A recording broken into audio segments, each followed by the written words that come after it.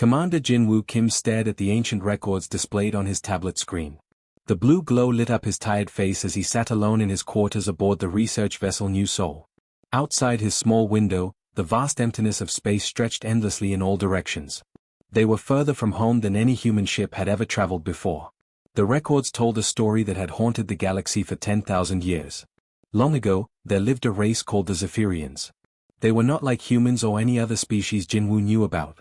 The Zephyrians could speak to each other with their minds, sharing thoughts and feelings without saying a single word. Their technology was so advanced that they could bend the very forces that held the universe together. But something went terribly wrong. According to the Galactic Confederation's official files, the Zephyrians had committed the worst crime imaginable. They had tried to change the basic laws of reality itself. The record said they were reckless and dangerous, playing with powers that could destroy entire solar systems. Their experiments had nearly caused a disaster so massive that it would have killed billions of innocent beings across dozens of worlds. The punishment was swift and absolute. The Confederation gathered their most powerful fleets and drove the Zephyrians away from their beautiful homeworld. They were banished forever to the empty void between galaxies, condemned to wander the darkness until the end of time. Their punishment was meant to serve as a warning to all other species. Some knowledge was too dangerous to pursue. Jinwoo rubbed his eyes and looked up from the tablet. Something about the story bothered him, though he could not quite put his finger on what it was. He had read these same records dozens of times during their long journey, but tonight they felt different somehow. The door to his quarters chimed softly. "Come in," he called. Lieutenant Hyejin Park stepped inside, carrying 2 cups of hot coffee. She was young for an officer, but Jinwoo trusted her judgment more than that of most senior crew members. Her dark hair was pulled back in a neat ponytail, and worry lines creased her forehead. "Still reading about the Zephyrians?" she asked, handing him one of the cups. Jinwoo nodded and took a grateful sip of the warm liquid. "I keep thinking there is something we are missing. Look at this." He turned the tablet toward her and pointed at a section of text. The records say the Zephyrians were experimenting with quantum manipulation near the galactic core. But why would they do that so close to the most important star systems? Hyejin sat down in the small chair across from him. Maybe they were just arrogant? The files say they thought they were smarter than everyone else. But that does not make sense either, Jinwoo continued. Every other record we have about the Zephyrians describes them as peaceful and wise. They helped build the first galactic trade routes. They shared their medical technology freely with younger species. They even created the universal translation protocols we still use today. Does that sound like a race that would risk destroying billions of lives for fun? Outside their ship, space remained perfectly black and cold. They were traveling through a region that most galactic maps simply labeled as void. No stars, no planets, no life of any kind was supposed to exist here. This was the punishment zone where the Zephyrians had been sent to die alone and forgotten. But their instruments were picking up something strange. Hyejin pulled out her own datapad and showed Jinwoo the latest sensor readings. "The energy signatures are getting stronger," she said. "Whatever is out there, it is definitely artificial. And it is big." Jinwoo studied the display carefully. The readings showed organized patterns of energy that pulsed in regular rhythms, like a massive heartbeat echoing through the emptiness. It was definitely not natural, but it was unlike any technology that humans or other Confederation species used. "How long until we reach the source?" he asked. "About 6 hours if we maintain current speed," Hyejin replied. "But sir, I have to ask, are you sure about this? We are already way beyond our authorized patrol area. If the Confederation finds out we came here looking for banished criminals." Jinwoo set down his coffee cup and looked directly at his young officer. "What if they are not criminals? What if the story we have been told is wrong?" The question hung in the air between them like a dangerous secret. Questioning the official records of the Galactic Confederation was not something that human officers were supposed to do. Humans were still new members of the galactic community, barely accepted by the older and more powerful species. They were expected to follow orders and not ask too many uncomfortable questions. But Jinwoo had always believed that the truth was more important than following rules blindly. And deep in his heart, he felt that something about the Zephyrian story was not right. 10,000 years was a long time to punish anyone, even for the worst crimes. And if there really was someone still alive out there in the darkness, did they not deserve a chance to tell their side of the story? "Set course for the energy source," he told Hyejin. "It is time we learned what really happened all those years ago." As their ship changed direction and headed deeper into the void, Jinwoo wondered if they were about to discover something that would change everything the galaxy thought it knew about justice, truth, and the price of being different. Dr. So-young Lee walked through the grand halls of the Confederation Central Station, her footsteps echoing against the polished crystal floors. The massive space station orbited a neutral star at the center of the galaxy, serving as the meeting place for representatives from hundreds of different worlds. Tall aliens with blue skin walked past her, their multiple arms carrying important documents. Floating gas beings drifted by in their environmental suits, speaking in musical tones that her translator could barely understand. So-young felt very small in this place. Humans had only been part of the Galactic Confederation for 23 years, and many of the older species still treated them like children who did not know any better. Today's meeting would be another test of whether humanity truly belonged among the stars. She entered the council chamber, where representatives from the most powerful species in the galaxy sat in a great circle. At the center stood Elder Vextar, a being so old that his pale skin seemed almost transparent. His species, the Old Harry, had been part of the Confederation for over 8,000 years. They considered themselves the wise guardians of galactic peace and order. "Ah, the human arrives," Elder Vextar said, his voice carrying a tone that made So-young feel like a student being scolded by a teacher. "We were just discussing your species' latest activities." So-young took her seat at the small desk reserved for junior members. Around her, representatives from ancient civilizations looked down with expressions that ranged from mild curiosity to obvious disapproval. She knew what this meeting was about. Human colonies had been expanding faster than any other species in recorded history. In just 2 decades, they had established settlements on worlds that other species had declared impossible to live on. The Confederation has received reports that humans are now living on Kepler 442b, announced Council member Zalthek, whose insect-like features clicked with disapproval. That world has surface temperatures of -40 degrees and an atmosphere that is toxic to most known life forms. Such reckless expansion violates our careful colonization protocols. So-young stood up slowly, feeling the weight of hundreds of alien eyes upon her. "With respect, Council member, our settlements on Kepler 442b are thriving. Our people have adapted the environment using closed-loop agricultural systems and geothermal energy. No existing ecosystems were harmed, and we followed all safety regulations." Elder Vextar leaned forward, his ancient eyes narrowing. "This is exactly the problem with your species, Dr. Lee. You rush into situations that wiser races would avoid. You take risks that could endanger not just yourselves, but the stability of entire systems." The accusation stung because So-young knew there was some truth to it. Humans did take risks that other species would never consider. When the Confederation had first encountered Earth, they had been amazed to find a species that had evolved on a world with such extreme weather patterns, dangerous animals, and unstable geology. Most intelligent life developed on calm, stable worlds with predictable seasons and gentle environments. But Earth had been different. Humans had learned to survive ice ages and volcanic eruptions, floods and droughts, hurricanes and earthquakes. They had developed a restless energy that drove them to explore new places and try new things, even when those things seemed impossible or dangerous. "Perhaps," So-young said carefully, "our willingness to take risks is not a weakness, but a strength. In the past 5 years, human settlements have provided food and resources to 17 different colonies that were struggling with crop failures or natural disasters.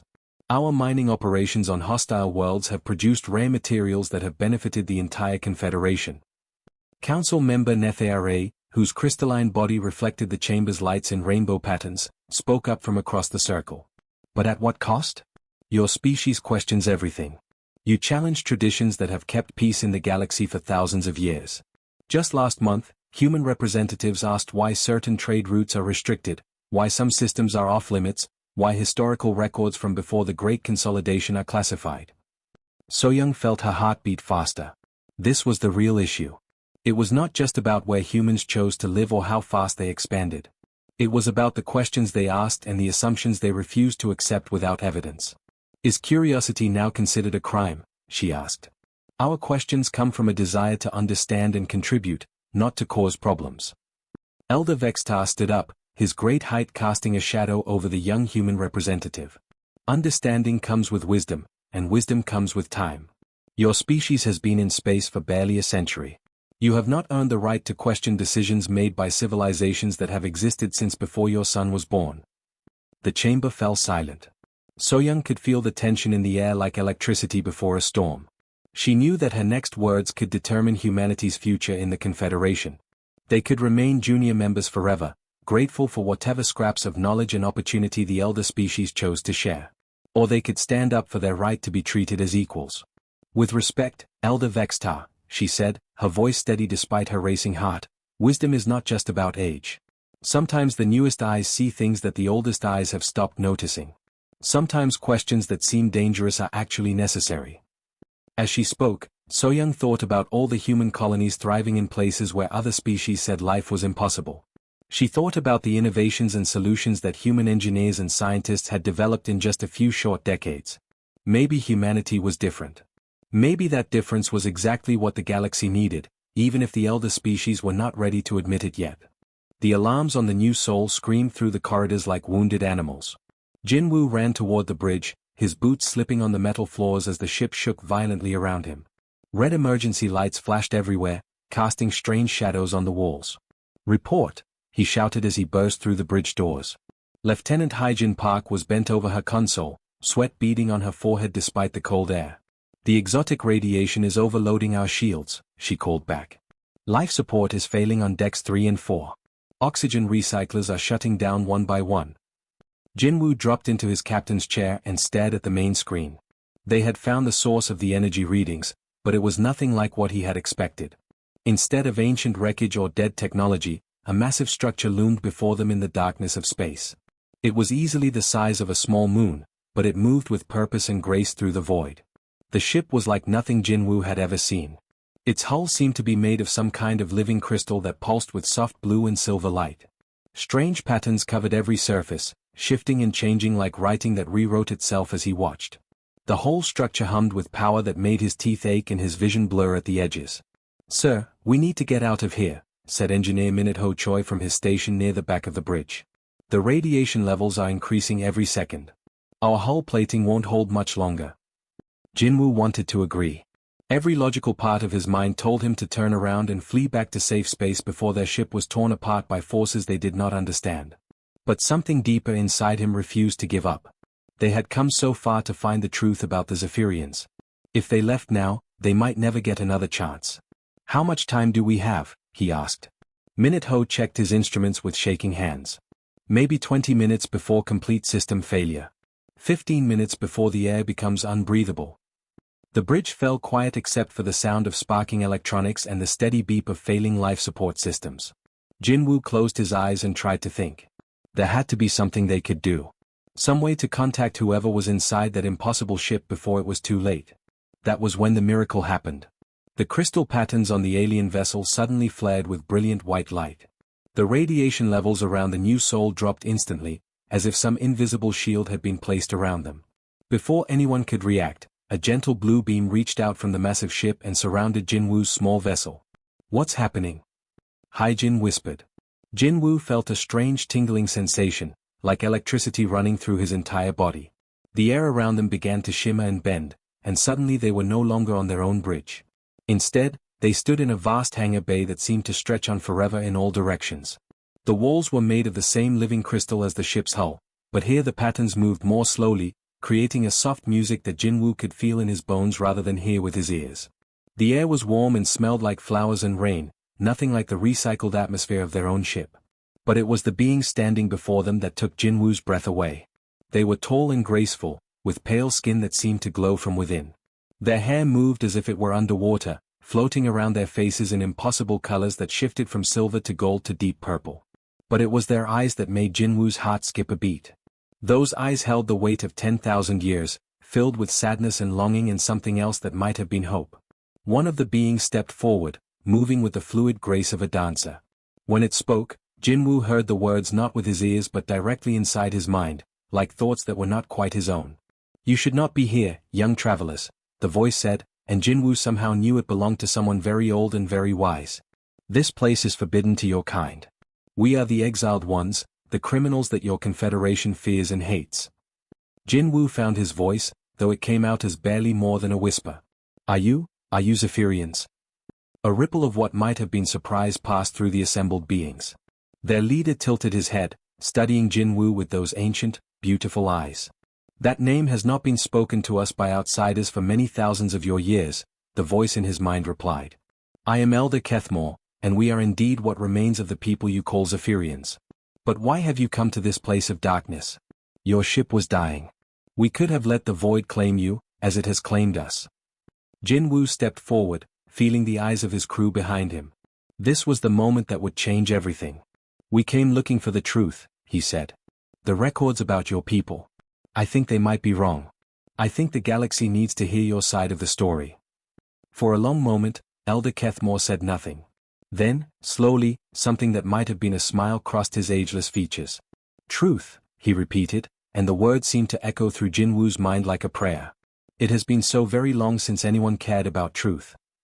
Engineer Minute-Ho Choi stood inside the Zephyrian memory chamber, his hands trembling as he watched the quantum recordings play out before him.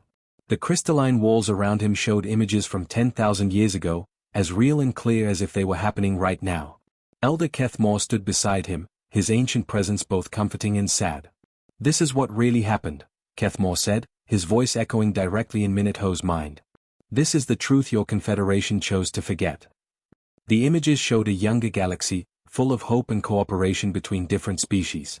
The Zephyrians lived on a beautiful world with cities that looked like they were grown from living crystal and light. Their people moved with grace and purpose, their telepathic abilities allowing them to work together in perfect harmony. But something was wrong in the recordings. Minute-Ho watched as Zephyrian scientists gathered around massive quantum sensors, their faces filled with growing horror at what they were seeing. The sensors showed the galactic core, where the most important star systems in the galaxy were located. Billions of people lived there, including many of the elder species that now ruled the Confederation. What are they looking at? Minute-Ho asked. Kethmore's mental voice carried the weight of ancient grief. A cascade failure in the quantum structure of space itself. One star was becoming unstable, and that instability was spreading to its neighbors like a disease. Within a few hundred years, the entire galactic core would have collapsed into a black hole that would have swallowed half the galaxy. Minute-Ho watched in amazement as the recording showed Zephyrian ships racing toward the galactic core. They carried massive machines that hurt to look at directly, devices that could reach into the basic fabric of reality and change the rules that held everything together. It was the most dangerous thing anyone had ever attempted, but it was also the only way to stop the cascade failure. You tried to save everyone, Minute-Ho whispered. We succeeded in saving everyone, Kethmore corrected him. But the other species did not understand what we were doing. To them, it looked like we were experimenting with forces that could destroy the galaxy. They saw our rescue mission as an attack. The recording shifted to show what happened next. Confederation fleets surrounded the Zephyrian rescue ships just as they finished their work. The galactic core stabilized, the cascade failure stopped, and billions of lives were saved. But the other species only saw the dangerous technology and the reality-bending effects of what the Zephyrians had done. They were afraid, Kethmore explained. Fear makes people see enemies where there are only friends trying to help. Minute-Ho felt sick to his stomach as he watched the trial that followed. The Confederation leaders accused the Zephyrians of trying to become gods, of playing with forces that could unmake the universe itself. They refused to listen to explanations about the cascade failure, dismissing the Zephyrian evidence as lies and excuses. The worst part was watching how the records were changed over time. Each new generation of Confederation historians altered the story just a little bit, making the Zephyrians seem more dangerous and more selfish. Within a few thousand years, the truth about the rescue mission had been completely erased. The Zephyrians became villains in their own story, criminals who had been justly punished for their arrogance. Why didn't you fight back? Minute-Ho asked. You could have proven you were telling the truth. Kethmore's sadness filled the chamber like fog. How could we fight people we had just saved? How could we hurt the very beings whose lives we had given everything to protect? We accepted our exile because we hoped that someday, when the fear faded, the truth would be remembered. Minute-Ho turned away from the recordings, his eyes filled with tears. 10,000 years. You've been waiting for 10,000 years for someone to listen. Time moves differently when you have nothing but hope to keep you alive, Kethmore replied. We have drifted in this void, maintaining our ships and our culture, teaching our children about the galaxy we saved and lost. We never stopped believing that justice would eventually find us. Suddenly, Minute-Ho heard footsteps behind him. He turned to see Communications Officer Yujin Han running into the chamber, her face flushed with excitement. Minute-Ho. I've established a quantum link with Earth, she called out. The connection is stable and completely secure. We can transmit all of this data directly to Dr. Lee at the Confederation headquarters. Minute-Ho looked at Elder Kethmore, whose ancient eyes seemed to glow with something that might have been hope. Are you sure you want to do this? Minute-Ho asked. Once we send this information, everything will change. The Confederation won't be able to ignore the truth anymore. We have been ignored for 10,000 years, Kethmore replied. Perhaps it is time for the galaxy to remember what really happened in those dark days. Perhaps it is time for the children we saved to learn the price of their salvation. Eugen began uploading the quantum recordings to her communication array. The data streams showed everything: the cascade failure, the rescue mission, the trial, and the slow corruption of the historical records. It was proof that could not be denied or explained away. Dr. Lee is going to be very surprised, Eugen said with a smile. Minute-Ho nodded, but his expression remained serious. This is bigger than just proving the Zephyrians were innocent. This is going to shake the foundations of everything the Confederation believes about itself. As the final data packets transmitted across the vast distances of space, carrying the truth toward the heart of the galaxy, Minute-Ho wondered if the universe was ready for such a massive change. The Zephyrians had waited 10,000 years for justice. Now, finally, their long exile might be coming to an end. Dr. So-Young Lee stood at the center of the Confederation Council chamber, holding a data pad that contained the most important evidence in galactic history. Around her, representatives from hundreds of worlds murmured in dozens of different languages. The air was thick with tension and disbelief. Elder Vextar sat in his high chair, his ancient face twisted with anger and confusion. These recordings could be fake, he declared, his voice echoing through the great hall. The humans are known for their clever technology. How do we know this is not some elaborate trick? So-Young felt her heart pounding, but her voice remained steady. Because 3 independent teams of Confederation scientists have already verified the quantum signatures. This data is 10,000 years old and completely authentic. The Zephyrians were not criminals, Elder Vextar. They were heroes who saved our galaxy and were punished for it. A wave of shocked whispers swept through the chamber. Many of the younger species had never heard the full story about the Zephyrian exile. They had grown up believing it was ancient history that did not matter anymore. Now they were learning that their entire understanding of galactic justice was built on a lie. Council member Zalthak clicked his insect-like mandibles nervously. Even if this is true, what would you have us do? The Zephyrians were exiled 10,000 years ago. Most of them must be dead by now. They are not dead, So-Young said firmly. Commander Kim's crew found them alive in the void, keeping their culture and knowledge safe while they waited for the truth to finally come out. They are still out there, still hoping that someday they might come home. The chamber erupted into chaos. Some representatives shouted that it was impossible for any species to survive 10,000 years in the empty void between galaxies. Others demanded to know why the humans had made contact with exiled criminals without permission. A few of the younger species began asking why their own historical records had never mentioned the cascade failure that the Zephyrians had stopped. President Dong-Hyun Park, who had traveled from Earth specifically for this moment, stood up slowly. His presence commanded attention even in the massive chamber. He was not tall or impressive like the elder species, but there was something in his expression that made everyone listen. The Confederation has a choice to make, he said, his words being translated into hundreds of languages simultaneously. You can continue to live with this lie, or you can finally do what is right. But I want to make something very clear: humanity will not be part of a system that ignores justice simply because it is inconvenient. Elder Vextar leaned forward, his eyes narrowing dangerously. Are you threatening the Confederation, human? President Park smiled, but it was not a friendly expression. I am making you a promise.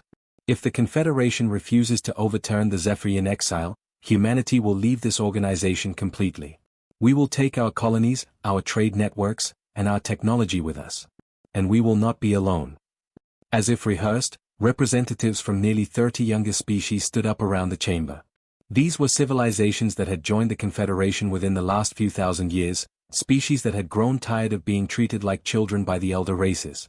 The Terran Alliance stands with humanity, declared Ambassador Crixtal from the Crystal Cities of Vega Prime. We have seen the evidence, and we believe in justice. The oceanic worlds agree, added Representative Nolathi, her water-filled environmental suit bubbling with excitement. The Zephyrians deserve to come home. One by one, more species joined the growing rebellion against the old order. They were not the most powerful civilizations in the galaxy, but together they controlled nearly 40% of all galactic trade and territory. If they left the Confederation, the economic and political damage would be catastrophic. Elder Vextar looked around the chamber with growing panic. The careful order that had kept the galaxy stable for thousands of years was crumbling before his eyes. "You cannot do this," he said. "The Confederation has maintained peace for millennia. Without our guidance, the galaxy will fall into chaos." "Peace built on lies is not really peace," So Young replied. "It is just fear wearing a mask." The debate continued for 3 more days. The elder species tried every argument they could think of, but the evidence was overwhelming and the coalition of younger species would not back down. Finally, faced with the complete collapse of their authority, the Confederation Council voted to overturn the ancient exile decree. 2 months later, Commander Jinwoo Kim stood on the bridge of the New Sol as they led a massive fleet toward the Zephyrian home system. Behind them came hundreds of ships, some carrying returning Zephyrians, others filled with human diplomats and scientists, and many more representing the dozens of species that had supported the homecoming. When they emerged from hyperspace, Jinwoo gasped at what he saw. The Zephyrian homeworld still existed, floating in space like a jewel made of crystal and light. The quantum crystalline structures that the Zephyrians had left behind 10,000 years ago had been slowly healing the planet, preparing it for their return. Elder Kethmore stood beside Jinwoo, his ancient face streaked with tears of joy. Through their telepathic connection, Jinwoo could feel the overwhelming emotions of every Zephyrian in the fleet, 10,000 years of exile ending at last. "We are home," Kethmore whispered, and his voice carried the gratitude of an entire civilization. Because humanity dared to ask the questions that others were afraid to hear answered. As the first Zephyrian ships began their descent toward the world they had never forgotten, Jinwoo smiled. Sometimes the most important thing you could do was simply refuse to accept that wrong was right, no matter how long the lie had been believed.